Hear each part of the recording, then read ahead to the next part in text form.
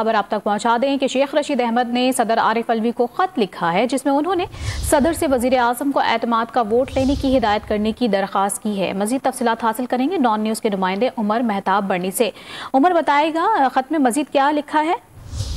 जी बिल्कुल, अवामी मुस्लिम लीग के सरबराह शेख रशीद अहमद ने वकील अजहर सिद्दीकी के जरिए सदर मुमलिकत को खत लिखा है जिसमें उन्होंने कहा है कि वजीर आजम ने जानबूझकर पंजाब खैबर पख्तूनख्वा को इलेक्शन के लिए फंड्स जारी नहीं किए। वजीर आजम ने दोनों सूबों में इंतखाबात के लिए सिक्योरिटी समेत दीगर सहूलियात भी फराहम नहीं की।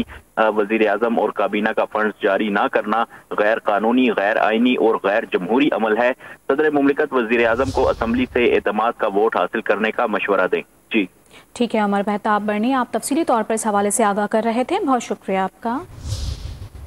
तो अपने नाज़रीन को बताते चलें कि ये अहम ख़त लिखा गया है शेख रशीद अहमद की जानिब से सदर आरिफ अलवी को, जिसमें उन्होंने सदर से वज़ीर आज़म को एतमाद का वोट लेने की हिदायत की है।